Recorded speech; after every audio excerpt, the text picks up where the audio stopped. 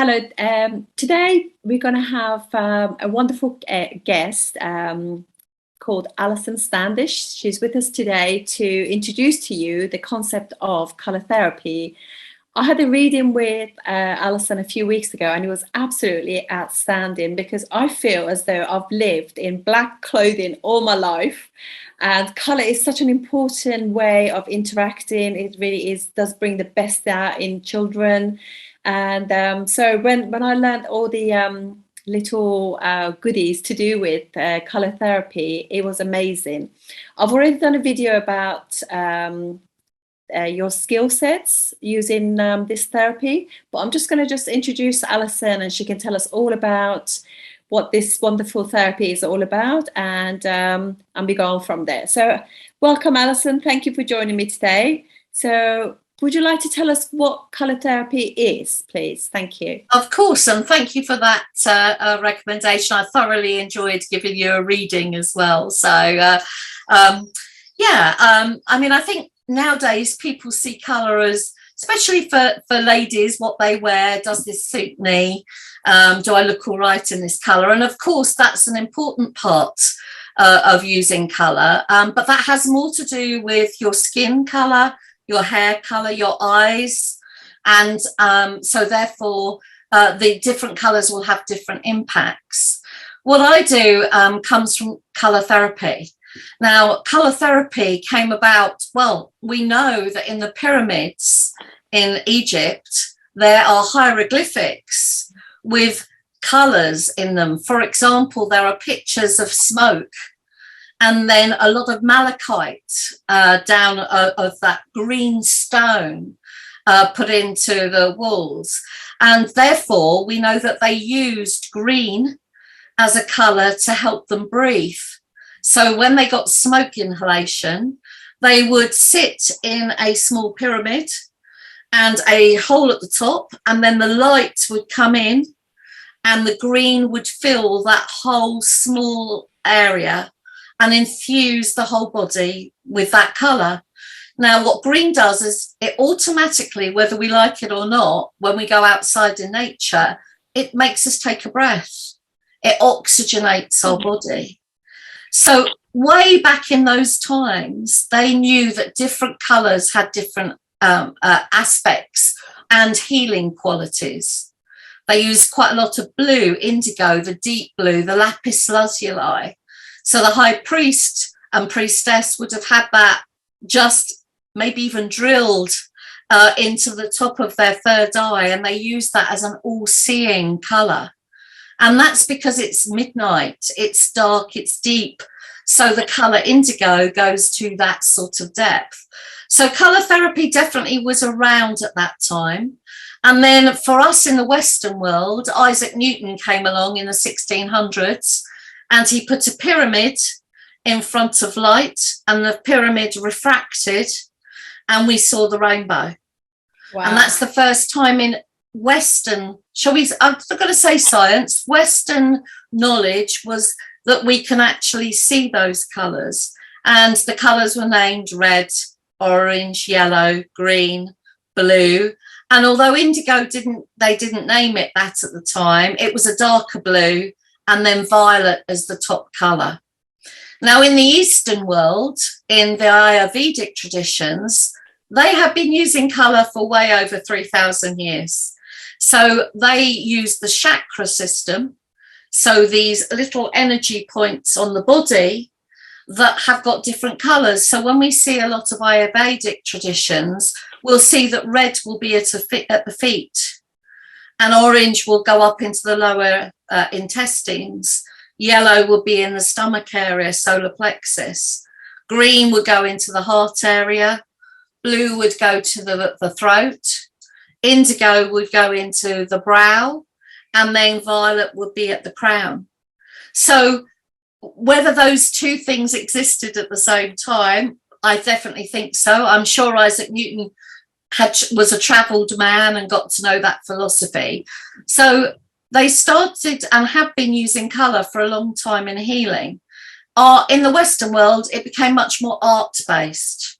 So colour appeared in the art world. Colour appeared in dyes for different clothing. The royals, the people with money would wear colour, and the poor amongst us would just be in sort of a beige, non-dyed outfits, because it was easy to clean and also it was cheap. So colour therapy itself was used. I'm sure all of the herbalists will use colour flowers. So they would have actually put that vibration of colour in. And so when we get to the 1800s, mid-1800s, a lot of doctors, and as they were then, or professors of their time, used colour and light as tools to heal the body. In the 1920s, 1910, Nielsen won an award, the Nobel Prize, for light therapy. And he cured TB of the skin by having light, but with the colour green, to actually reduce, and green is a disinfectant. So it actually reduced that in all of his patients. So after the First World War and Second World Wars, they used light as a tool, and colour is just a refraction of all of that light. So until the 1930s, and then the same story exists for all of us in the West. All the doctors like Rife, who invented the microscope, he actually made a cure for cancer at that time. And he saw that cancerous cells through the microscope were violet. So he shone yellow light, the complementary colour on it, and it would either break up those cells or heal those cells. So colour was always discussed among a lot of these very bright men and women. There were hospitals in America in the late 1920s where they used glass, colour and light to deal with all sorts of diseases. But then it was literally taken as not a science, and all of their details were wiped out. And they were then, the science of pharmaceutical started to come in to it. And colour therapy then took a big backseat. But it has been around. There are colour therapists around. And the treatment really is to shine colour on parts of the body to have an impact on that parts of the body. So it's a very old, ancient tradition. And the reason you had a reading is, well, we're all light. We're all water. We're made up of that vibration. And actually, from your date of birth, you actually emit a colour. Mm-hmm. And where you did your skills in your video, that's your month colour. You actually have a pure personality colour as well, which is who you really are. And you're vibrating at that frequency. And yes, science is huge in colour, as it is in sound and vibration. But with the date of birth, it's numerology. It comes from the Greeks. They used it a lot. They used numbers as such a big way to find out about people and their health. And colour therapy then brings the numbers and the colours together. Wonderful. That's a really good segue, actually, to what I was going to say, because you use my date of birth in order to get the numbers. So you, as you said, you use in numbers as well as colours, and each number has got its own sort of vibration and colour. So you did so there was a number for my day of birth, one for my month of birth, naturally, and then obviously the year I was born. Each of those has got a number, and you contract them until you get a single number. So, for example, 27th of January will be 9. Yeah. And February will be 1 because the first month. And then obviously you got the year. But then there's also a number which is to use in day, month, and the year combined to get a single number again. And that is the path that you take. So, yeah, if you could tell us about that, yeah, I mean, it's become quite a big part of what I do, because it's what's been so fascinating is numbers have become so important at this moment in time. Again, they have a vibration. Right. So everything like a symbol or numbers have a vibration in it. So when you find, if your life path number in numerology is your soul color and your vibration. So number 1 relates to red, number 2 relates to orange. So it uses the rainbow in those numbers and the chakras. So it brings together all the Chinese traditions, the Ayurvedic traditions, and the numbers of the Greeks together to make that one number. And then your personality number is really who you are, not necessarily what you show to the world, but who you really are, what your traits of what make you up. And they have 2 sides to it. There's all the positive, and then there's also the negative. The day is the ray you came on. So you may have come on a red, or come on a blue, or come on a green. So you may well actually have more traits at a younger age that were not like you are now, but you brought it with you to maybe experience this life journey, to maybe heal something, to maybe challenge something. Your skills, which is your month, is how the world sees you, how other people see you, what is actually going on. And the year is, you came with everybody else in that year to actually learn something, to allow you to aspire to something. And the qualities in that colour are what your aspirations are. So you're not just looking at the personality colour, you're looking at life as a journey and those colours that change. Now, slightly different from aura colours. So if you go and have an aura photograph taken, you can see that you've got different colours in your aura, but your aura changes all the time. Whatever is going on around you will influence the change in the aura. It will expand, it will contract. Maybe somebody will say something, you know, you cut up a car and there's a little bit of a verbal expression going on. You might find that there's a little bit of a more negative colour in your energy, because that is it is being carried in that vibration. So your aura will change, right? But who you are and what you're here to do is your journey, and that's how the colours work. So I do readings around that. The key with it, though, is looking at your family, your friends, people around you, to see whether your colours resonate together or whether they're complementary of each other and very different.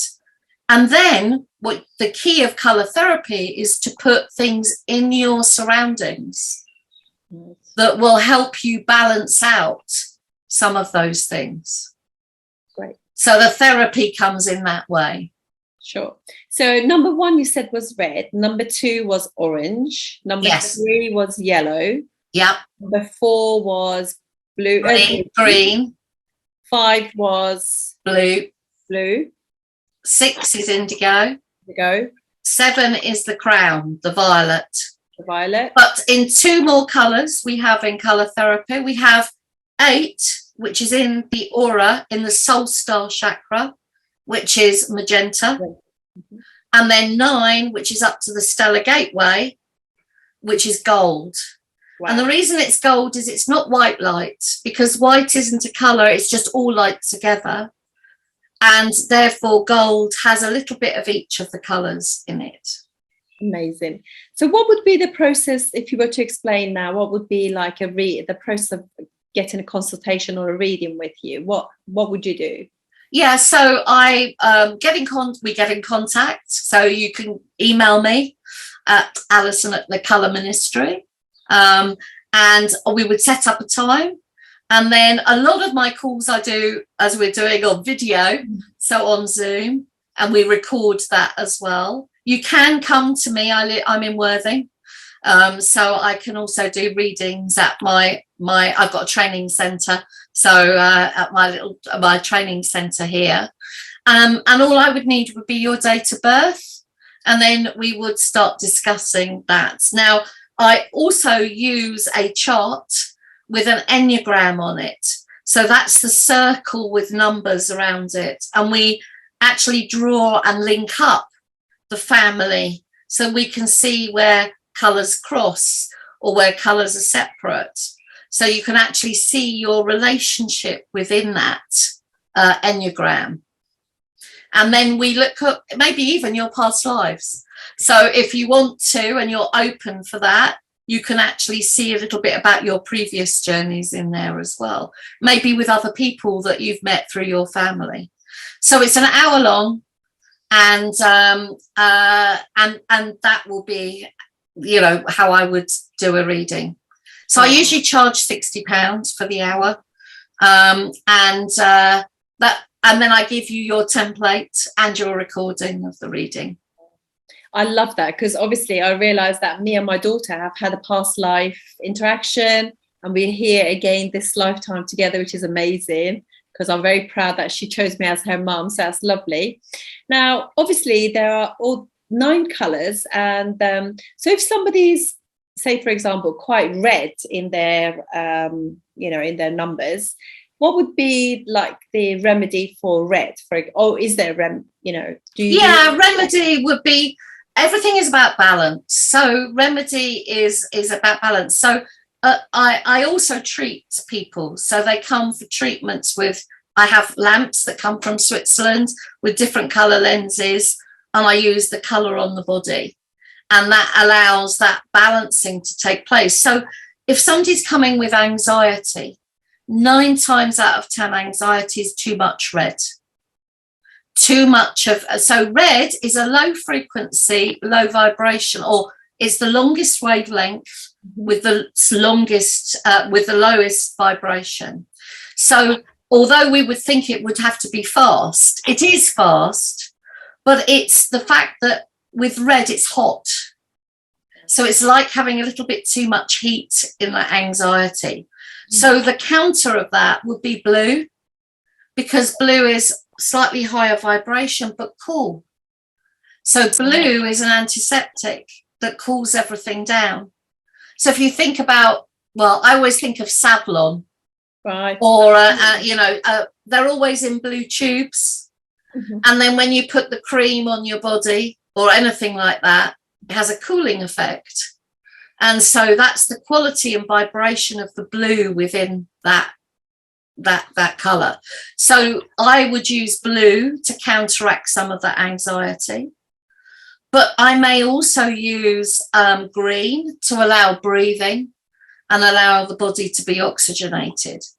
So it's the counterproduct. It's the counter that you put in together. Oh, lovely. So, I didn't realise that. Yeah. So actually, if somebody is unable to speak, so they're not saying their truth, then they're feeling completely contained inside themselves, and that is also anxious. The blue is the throat chakra, so we'd use a little bit of that. But I would use orange, like the lovely orange you're wearing, because that's the colour of letting go, of freedom. So by releasing that colour with the blue, it allows the throat chakra to actually start speaking. Amazing. After I had my consultation with you, my reading, because I rarely wear, this is the only thing that I have that's orange. I did go to a shop and I started looking through all these things that they were orange, and I was thinking, I need to buy myself something orange, because I actually lack that 100%.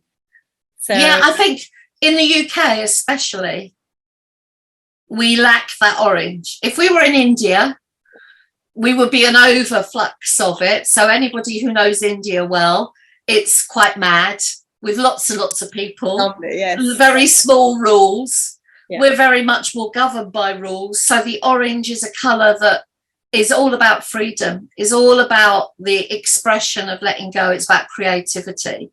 So we need that orange a little bit more to actually free us from what can be quite constraints and rules that are quite strong. Yeah, amazing. That obviously, because of that, I started to use more turmeric in my diet, more saffron, because I say that, it's strange that I say that to other people for remedies, but yet I've actually held back on myself. So I am using those as well in my food. So that's lovely. Okay, so I was going to ask you, like, what would be like a challenge, for example, for certain colors? I mean, I don't want to go through all of them, obviously, just like, you know, one, say, for example, what would be the challenge for magenta, for example? Magenta. Okay, so, well, that's always a nice challenge because it's usually bigger than others because it's in the aura. So it's magenta's the fuchsia. So it's 2 parts red, 1 part blue. So for magenta, sometimes it's making a decision. Right. Do I go ahead? Do I go out there and do it? Or do I stand back and watch? What should I actually do? How do I juggle this? So sometimes with magenta people, we're not sure how they're going to react to things. But when it's in balance, what makes it really good is they're great negotiators, because actually they are looking at both sides. Unlike a red, who might just go straight in. Oh, I'm just going to do it. And actually not stand back and watch everything that's going on. But the plus for a red is they're courageous. And so they will stand up to things. They will step forward. They will take on the challenge. But for the magentas, their challenge is what to do. And also for magentas, it's quite a grown-up colour. So it's having to be grown up. What I find with a lot of magentas is they love shiny things. So they will see something nice and shiny and go, oh, that's lovely, I'm going to go over there. And then go, oh, I'm a bit bored with that now. Oh, there's another shiny thing, I'm going to go and do that. So magentas have to be busy with their reds of changing, right. But they can chop and change, but that just makes them up to be what they are. But if they feel they're constantly changing, because it's the colour of transformation, right? The colour of change. Yeah, it's the power colour of that. So for me, when we talk about years, we need to come to a magenta year to see huge transformation. Fantastic. So, okay, that's again another good way of going into that subject. So this year is 2022. So the number is 6. What's number 6? What color is number 6, and what is 6 all about? Okay, so this year we're in our third eyes, our brow chakra. So it's indigo, royal blue, deep, rich, midnight. So it's all about what the unseen. So indigos are people that deal with the unseen, their old souls. It's the shaman and the healers and the priests and priestesses. We think about royal robes in that rich luxury velvet of deep blue. So it will be that it stimulates the brow chakra. What it also does is it's the law and justice. So for example, the police force were originally in indigo in the UK. They were boys in blue. Right. And so, but you've got to go back to the 1930s. In the early 1940s, or no, late 1940s, we followed America and we went to black. And black is not a colour. It's all the colours together without light. So in an indigo year, we're talking about the law. We're talking about justice. We're talking about things coming out from the undergrowth. We're talking about everything that's in the hidden. So inevitably this year, we're having a lot of things coming forward about what's been going on in the underground, shall we say, of what's in our lives. It's also about systems. Indigo is about structure. So the UK is an indigo country. We have old rules, old structures, and we like indigo. It keeps us safe and secure in a structured environment. So this is breaking down of those structures. So we can see a change in our legal system, a change in the policing, the change in our financial system, the change in systems as a whole, because the truth, because blue rules truth, is coming up into to be seen. So I think the beginning part of this year, we saw a lot of very active change, lots of protests, lots of things going on. We have the little lull through the summer where the weather is nice, and the colours of the months are things like orange and yellow and green. So they're more in the practical side of life. And then in the autumn, we go towards September is going to be a double indigo. The month is September, is indigo, and the year is indigo. So we're going to see a doubly change in laws. So all our change of Bill of Rights, for example, the Human Rights Act, all of these things that are being put forward are about changing the law. So we're going to see much more of this. Much more coming out of the undergrowth. And if we go into October, we're going to be in the crown energy with it, the violet, which is all about inspiration. So there's going to be new things, new and exciting things to do. But we will be looking at how the old world serves us and how we can change in that.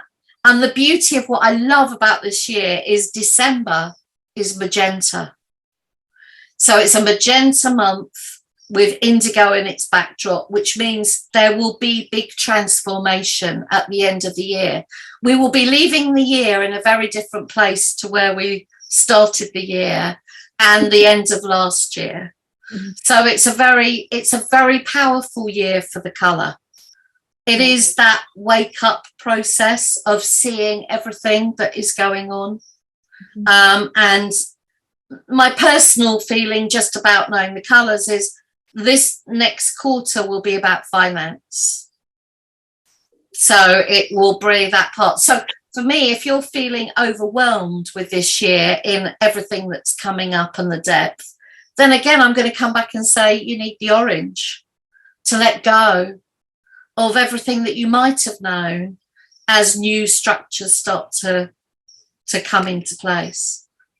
And then next year we move into 2023, which is violet. And violet's the crown connection.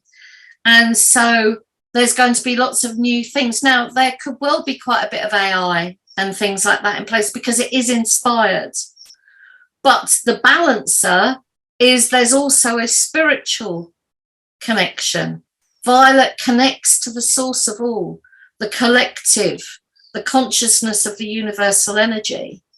So if we're going to do things that are moving forward in that way, where we're going to use technology, we need to do it with a spiritual arm and not just a technological money-making arm. So I see that we could have quite a lot of change around all of that. That will all move forward. But I feel like we're going to have a spiritual wave. There's going to be a lot of collective consciousness rising and actually looking at our lives and saying, well, you know, what do we need this for? Do we need a Hoover that goes around the garden that can now talk to us, you know, or a lawnmower? But I see it as a Hoover around the garden that's going to talk to us. No, not really. But we could use AI in a more practical way that maybe supports some learning and development for people. So it's got to be about that balance. And then when we move to 2024, it's magenta. And that's where a lot of the transformation will really start to take place, and we'll see it much more. But I just think there's going to be a big spiritual wave. And maybe I don't want to be sexist in this way as well, but I think, you know, we're noticing that a lot of women and the women's power is rising. Violet is feminine. It's a feminine colour. The indigo is more masculine. It's about rules and law and structure. The violet is much more feminine. It's about empathy. It's about counselling ability. It's about seeing the grey matter, not the black and white. So I feel there's going to be quite a lot of feminine energy that is actually going to push some of this masculine energy away. And then when we get to magenta, it's neither. It's right up in the ether. So it's a karmic energy that can take us to a 5D world. And it has masculine in the red and feminine in the blue. And it starts to bring those two together. Amazing. Well, I'm really glad to hear that, because for me, you know, I have been sensing this great awakening. I've only really been awake for 2 years. I'm just going to touch on this. I don't want to go into this conversation. However, it's only just been last 2 years that I've just have had this. It's almost like what you were saying, my third eye, my pineal gland. I just want to put that in there as well, pineal gland. I've done a video about this, guys. You really want to watch that, because we have disconnected from our pineal gland. That's how we used to manifest things. That was our creativity, intuition that guided us to do the right things, and be disconnected with that. So gut feeling and your intuition is, you just got to work with those. You know, those are, we naturally can manifest. We are naturally creative as humankind. So that's one thing I wanted to say, and I just don't want to go into a tangent, but it's the Great Awakening is definitely coming along. I can feel that people are just kind of breaking away from all the sort of rules and everything else. They're questioning things. I always ask my subscribers to think, critical thinking, very important. Color green, I think, because it's like Mercury is green.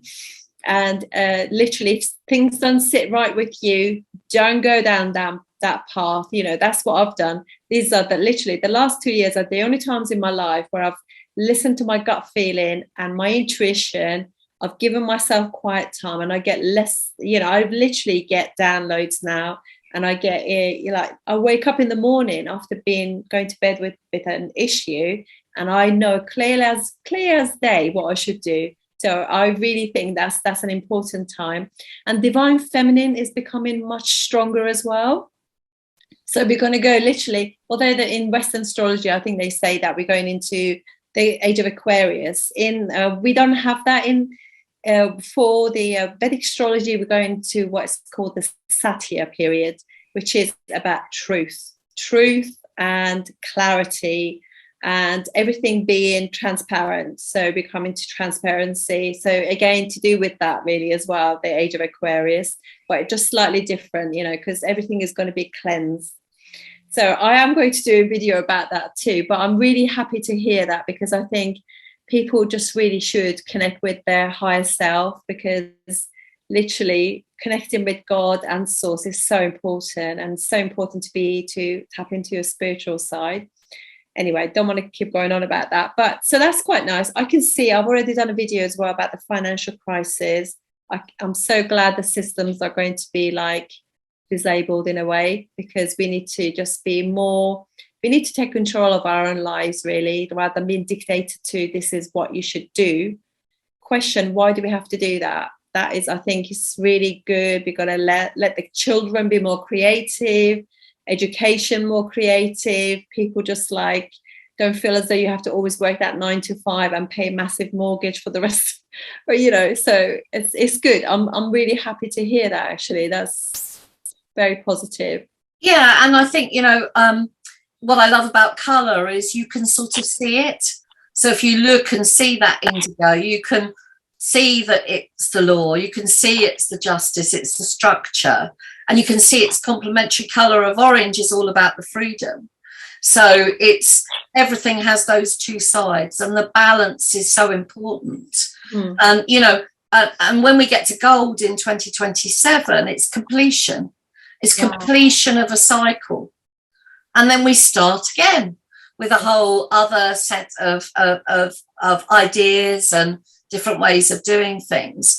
And so if you want to, you can go back and look and see and go, okay, so in that year it was that color, and the last gold that we had as completion, we lost a lot of celebrities like David Bowie, George Michael. There was a lot. It was a whole year where people were going home from the gold energy. And because it was a start then with the red of a new cycle and things that were moving forward. So it's not that when you get to gold, it all finishes. It's just, it usually is the end of a cycle. Gold is all about unconditional love, is about reconnection to source. It's the stellar gateway. And, you know, color is and light is a vibration. It's here forever. And when people say, well, it's very basic, it runs in terahertz. You know, it's off the planet. It has nothing to do with this planet. It has to do with the universal energy of everything. And what I'm seeing is so much vibrational frequency is now coming up for people to learn about and actually reconnect to. So when they learn their colours, they're reconnecting to themselves. So, I mean, for me, you know, with astrology, indigo will be more representative of Saturn and, as you said, institutions, systems and everything. And what would be the antidote to the colour, the opposite to the indigo? What would balance it? It's the orange. So it's the orange. So it's orange and indigo. So it's the freedom, the creativity, the unconventional against the structure and the convention. Next year, when we go into violet, it will be the violet, which is the empathy and the feminine quality, and its counterbalance is yellow. Right. So that's about the gut area of the body, the solar plexus. And yellow is about information. So therefore, yellow is all about learning something new, learning new ideas, receiving more information that you can discern, and it brings clarity. So with the violet, its balancer will bring clarity. I always think it's really interesting. Cadbury's put all of their chocolate in violet coloured packaging or purple, and so therefore it's what you're going to unravel as a luxury. And the yellow goes the other way with the lemons, where it has that more chop and makes you think. And again, so you need the balance of the two to actually bring in that balance as well. So yeah, violet will have more qualities in that feminine and bringing a lot more of the energies of, new systems like education, different ways of learning, the not so it's not so black and white, not so cut and dried from it. Amazing. Thank you. I mean, everything that you've said has just been amazing. I loved it. I love the colour therapy talk that I was on when you were doing your presentation, and then my reading was amazing. I just want to also show you the Alison's book, Alison Standish. So I'll put all the details in the video below. I wanted to thank you for today. It's been amazing, and I will definitely book in for having the light therapy that you were saying. I think I'll need to definitely very welcome to come across. You're not too far. That's amazing. Yeah, that's amazing. So I wanted to thank you. So those of you who are interested in a reading with Alison, which I highly recommend, details will be below this. Thank you for your time, Alison. I do really appreciate it, and hopefully we'll see each other again soon. Yeah, fantastic. And thank you for your time to have me along with you. So enjoyed it very much. And I wish everybody a rainbow day. So that's so cute. Thank you so much. No problem. See you later. See you.